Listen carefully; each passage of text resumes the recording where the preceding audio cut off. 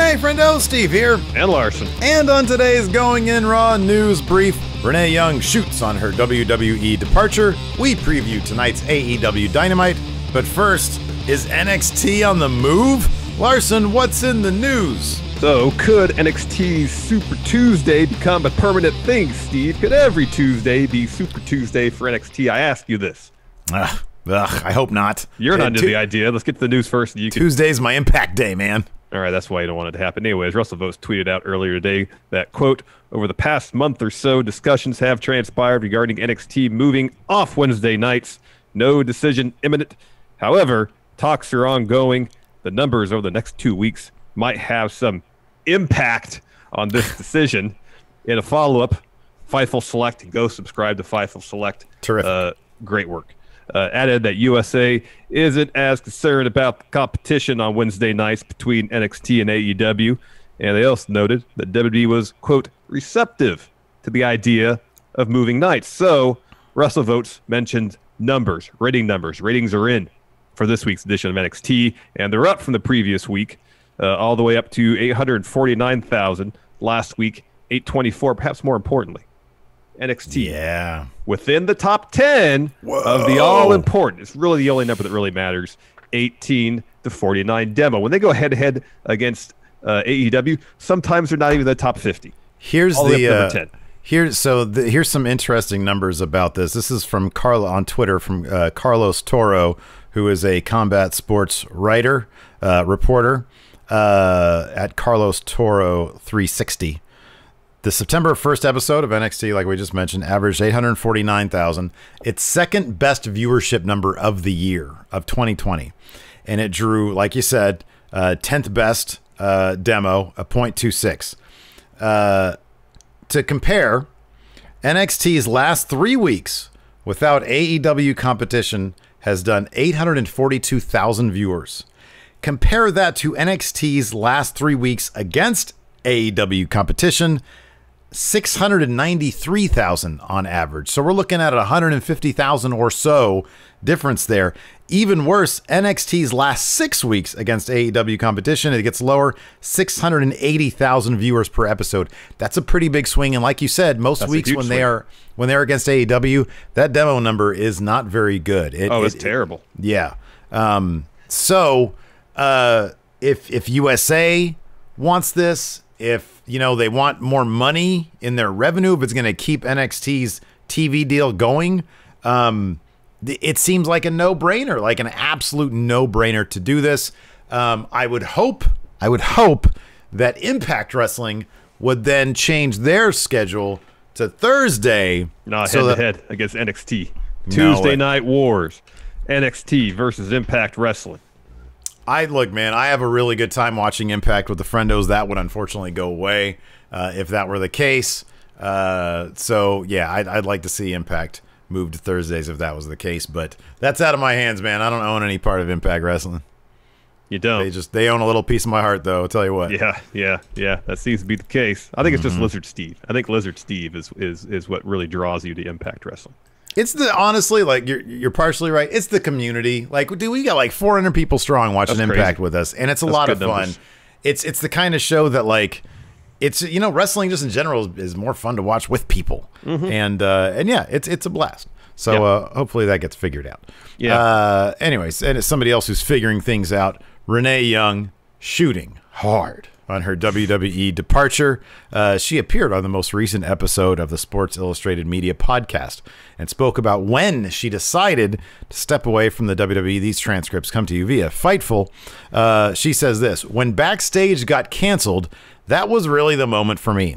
Backstage got canceled, I got COVID, and a lot of shit happened. The COVID thing aside, that was the icing on the cake. I'm at home. I get my diagnosis. That same day I find out that Backstage got canceled, it was when Backstage got canceled that I was like, what am I doing? I'm not really doing anything anymore, and my skill set of being a host, there's nowhere for me to do that anymore.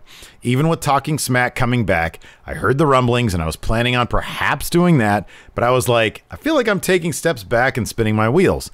To go back to the show and not doing it with Daniel Bryan, to not be doing it with former Vice President of Global Television Production, Mike Mansouri, who is also no longer with the WWE, that was the magic of what that show was to me.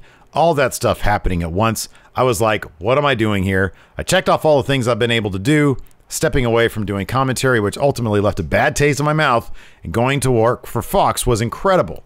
I'll still be doing things for Fox as we're trying to figure out what that looks like with WWE, so that's cool. Just not having any platforms in WWE. I was spinning my wheels.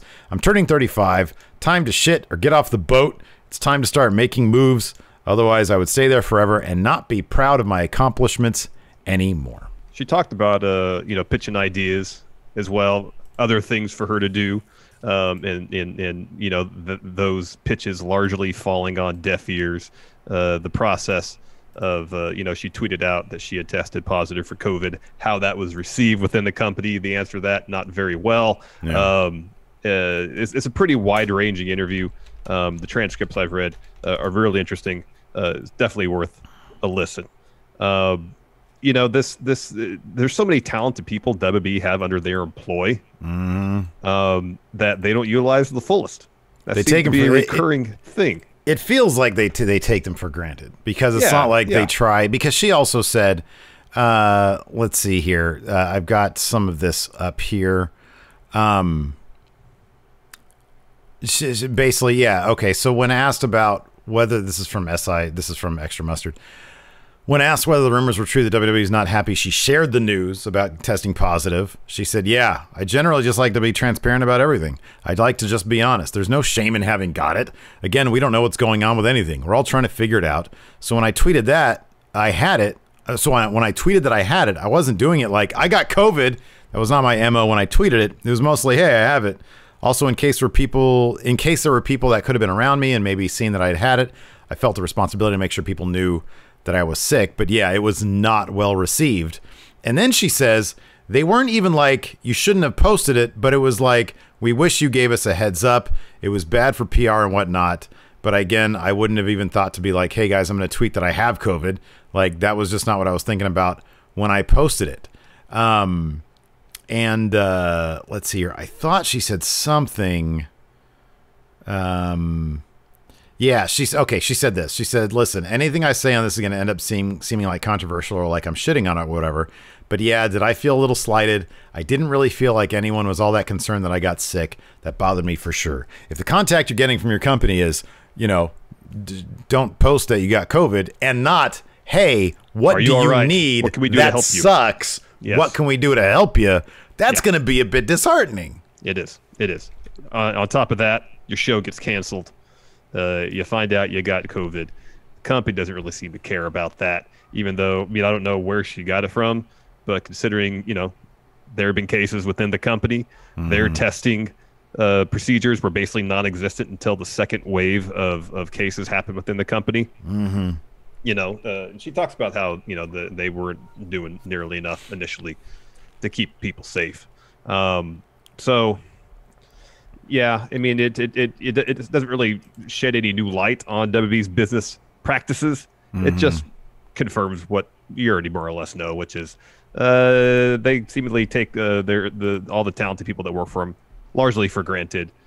They probably think WWE, we're the top of the mountain. We're the greatest wrestling promotion in the history of mankind. Of course, everybody wants to work for us. Yeah. That seems to be the vibe. Yeah. She also talks a little bit about the potential of her going to AEW. And I believe she mentioned, here we go. So this is from Cage Side Seats. They have the transcript here. She says there has been no talks with AEW. Literally the second anybody leaves WWE, they're going to AEW. Obviously, I knew it was going to come up. What I found interesting is, as much as I assumed that's what everyone was going to say, more people were like, she's going to go work for Fox or ESPN. A lot of people saw me leaving the wrestling world, which I was surprised by. Then she actually does confirm she has a non-compete clause. That's longer than 90 days, yeah. She said, if anybody's waiting for me to show up in 90 days, they're going to be waiting a little longer than that.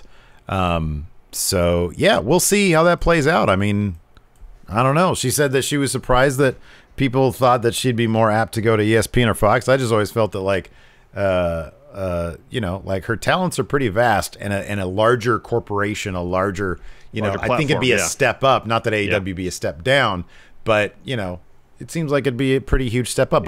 I would imagine if she went to AEW and was like, hey, you know, they'd probably say, whatever you want to do, we'll do it. Yeah, but it would seem like a lateral move as opposed to a move up. You know, if she was not that concerned about lateral moves, she could have stayed with WWE and do Talking Smack again, you know? Yeah. But, you know, she has greater career ambitions, sees this as a good time to test the waters and see what else she can do. So best of luck to her. Speaking of AEW, we got a preview for the show tonight. Chris Jericho is taking on the bad boy, Joey Janela. It's a warm-up match for old Jericho before All Out this Saturday. Hey, we're going to be doing our reaction live stream for that, yeah? That's right, we are, Saturday. Yeah. John also Moxley. On the card, yes, John Moxley taking on MJF's lawyer, Mark Sterling. Ooh, that dirty lawyer. Also, Santana and Ortiz are doing their grudge match thing against the Best Friends. They busted up Mama's van. Yes, is Sue Beretta going to get involved in this? I hope so. And then finally, the last match here on the preview, Young Bucks and Jurassic Express teaming up against SCU and Private Party. And so my understanding is the winning team tonight will face each other at All Out. So it's going to be Young Bucks versus... my gut says SCU, but it might be Private Party. That could be a lot of fun. Yeah, that's what I'm thinking too. The Young Bucks will be off the All Out card entirely. Wait, what's that? No, I'm thinking it's the winning team. So if Young Bucks and Jurassic Express win, they face each other at All Out. If I'm sorry. I thought, okay, it's versus. Okay, it's an 8-man thing. Okay, for some reason I thought it was 2. Okay, tag matches and the winners of each. No, I'm thinking SCU and Private Party are going to win, and then the Young Bucks aren't even on the card at All Out. No way, man. No way. Young Bucks and Jurassic Express are totally winning that match. Young Bucks aren't even going to. That's funny. Storyline, man. Storyline. It's like Otis cashing in on Roman Reigns right there, man. That ain't never going to happen. Well, we'll see. And then, yeah, maybe I'm wrong about that, but people are going to go to All Out to see the Young Bucks, man. Psych. Nobody's going to go to All Out because they can't. 10% people can. Yeah, there's 500 people? Capacity, yeah. All right. Anyways, thanks for watching, everybody. We appreciate it. Till next time, we'll talk to you later. Goodbye. Be a part of the best pro wrestling podcast today at patreon.com/Steve and Larson. Enjoy tons of bonus videos, including patron-only live shows, gameplay, and vintage 10 for the wins, access to podcast question threads, the Friendo Care Package, and so much more. Support Going In Raw today at patreon.com/Steve and Larson.